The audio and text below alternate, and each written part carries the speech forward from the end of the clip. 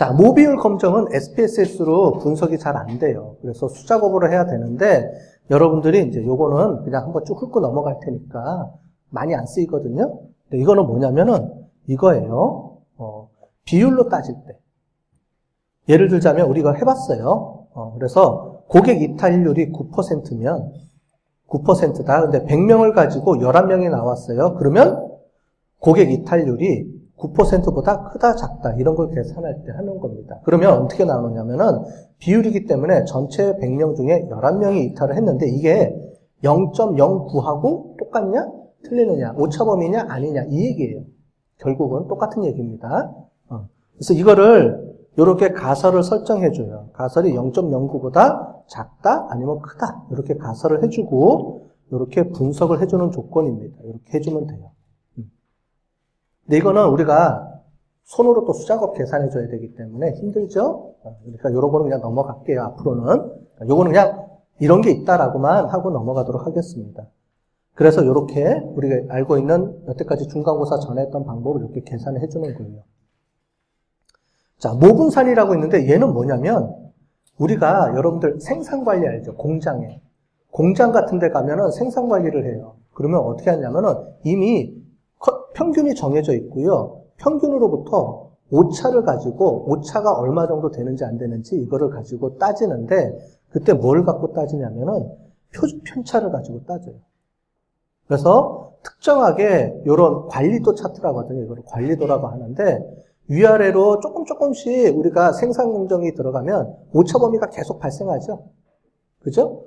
그런데 특정한 오차 범위를 벗어나게 되면 얘가 문제가 있다고 공장이 스톱을 하거나 알람을 줘요.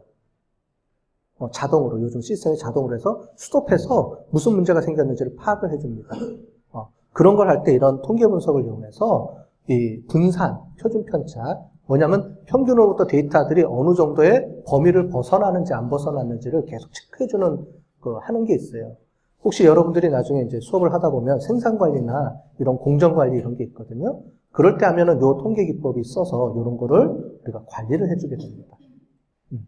근데 요것도 나중에 이제 그런 분석 기법이 나오면 그때 배우시면 되고요. 요런 게 있다라고 넘어가도록 할게요.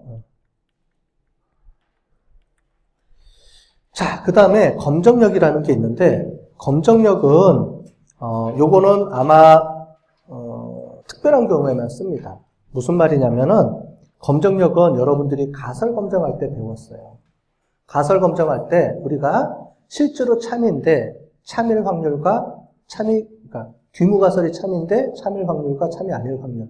이걸 해서 알파로 보고, 또 귀무가설, 그러니까 연구가설 측면에서 하는 뭐 이런 가설 검정하는 기법을 배웠거든요. 그때 얘기가 나왔어요. 알파, 베타. 근데 우리는 귀무가설 중심으로 가설 검정을 하기 때문에 주로 알파를 한다고 그러는데 가끔가다 베타가 있어요. 무슨 말이냐면 이제부터 설명을 드릴게요. 여러분들이 우리가 귀무가설하고 연구가설을 주고요. 대부분 우리는 H0, 귀무가설을 검증을 합니다. 자, 그런데 귀무가설이 리젝트 당했어요. 아니, 귀무가설이 채택됐어요. 그럼 이제 연구가설이 맞는 거잖아요. 그죠?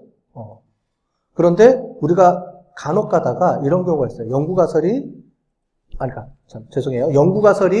기각됐어요. 귀무가설이 채택됐어요.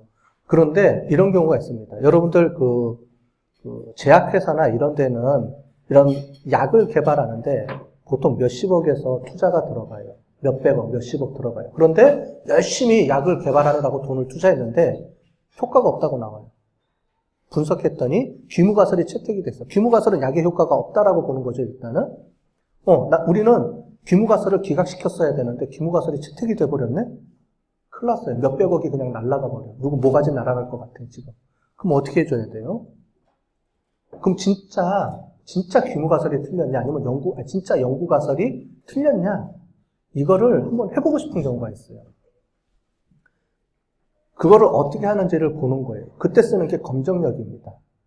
그래서 요즘은 어떻게 하냐면 제약회사나 이런 데 같은 경우에는 데이터 개수에 따라서 이 값이 조금씩 조정이 돼요. 왜냐하면 여러분들 샘플 수에 따라서 값이 변화가 되죠. 그죠? 그래서 샘플 수가 중요한 영향을 미쳐요. 그런데 제약회사나 이런 데는 뭐 몇백 명 이렇게 연구를 못 하잖아요. 될 수 있으면 데이터를 줄여서 연구를 해야 돼요. 그러면 줄여서 할 때 데이터를 몇 개 정도면은 우리가 실질적으로 진짜 이게 채택되느냐 기각되느냐를 알 수 있을 정도로 이런 데이터를 계산하는 기법이 있거든요. 그럴 때 쓰는 게 이런 검정력 기법이에요. 무슨 얘기냐면 대부분의 우리가 경우에는 그냥 귀무가설 채택 기각 끝. 그냥 대부분 하면 돼요. 그런데 아주 특별한 경우에는 연구가설이 진짜 틀렸는지를 한번 해보고 싶어요. 왜냐면 돈이 너무 많이 들어갔어. 너무 아까워요.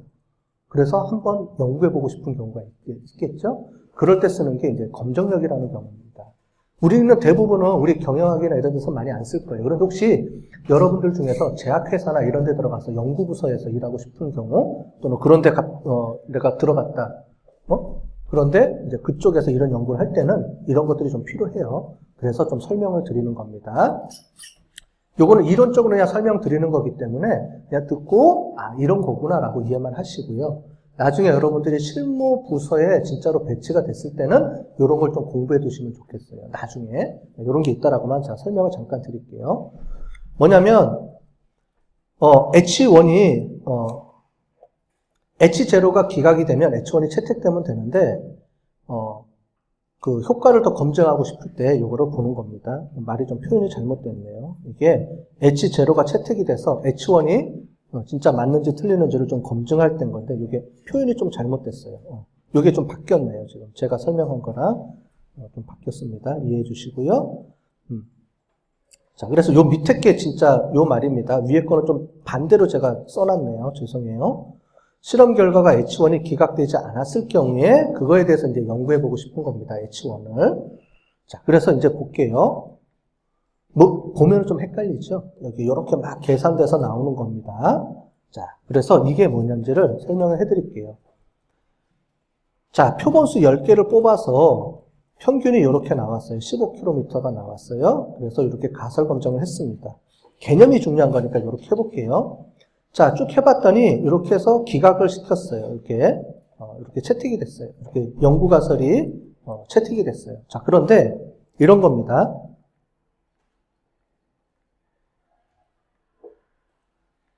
자, 파워를 계산해 볼게요. 파워를 계산하면 파워는 여기 평균 μ1을 가지고 계산을 합니다. 지금 무슨 말이냐면은 요걸 갖고 계산하는 거예요. 자, 우리가 귀무가설을 세우고요. 귀무가설에 따라서 이렇게 임계치를 세우죠.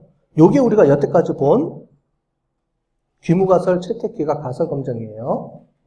그런데 아주 특별한 경우는 요것도 보고 싶은 게 있어요. 과연 H1이 진짜 몇 % 맞았나요? 근데 H1의 입장에서 보면 연구가설의 입장에서 봤을 때도 오른쪽에 임계치가 있으니까 요만큼은 우리가 틀릴 확률이에요. 그러니까 얘를 채택했을 때 틀릴 확률도 요만큼 된다는 거죠. 자, 그런데 얘를 어떻게 하냐면은 만약에 평균이 가까울 경우가 있어요. 그럴 경우에는 어떻게 되는지 볼게요. 요렇게 나오겠죠. 그럼 당연히 어떻게 돼요? 귀무가설이 진짜 맞구나. 연구가설이 진짜 틀렸구나. 이렇게 되겠죠. 얘가 진짜 틀렸네. 요 범위 안에 들어가 있으니까 그죠? 많이 들어가 있죠? 요 범위 안에. 얘는 뭐냐면 귀무가설이 맞을 확률이 많이 들어가 있잖아요. 요것도. 그죠? 그러니까 맞네. 그럼 귀무가설이 진짜 맞네. 이렇게 우리가 확인이 되는 거고요.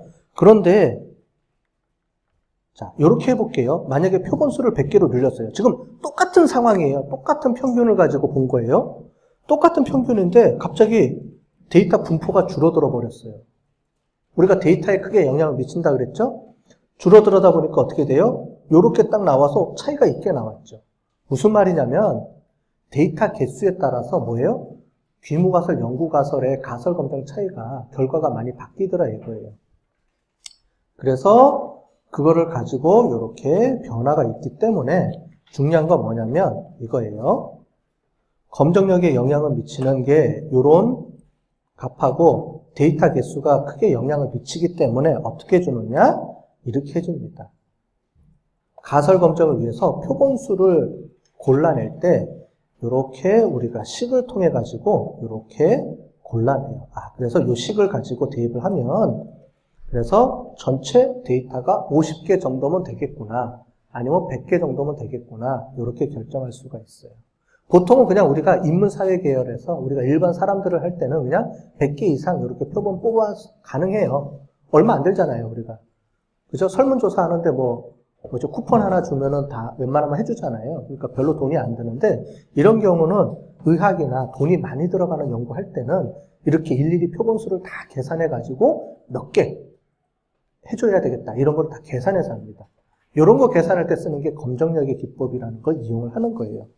그러니까 대부분은 여러분들 큰 의미는 없고요. 이런 건 숫자법으로 계산하기 때문에 우리 시험이나 이런 데는 안 나갈 거고, 그냥 이런 개념이구나라는 거를 여러분들이 이해를 해주시면 되겠습니다.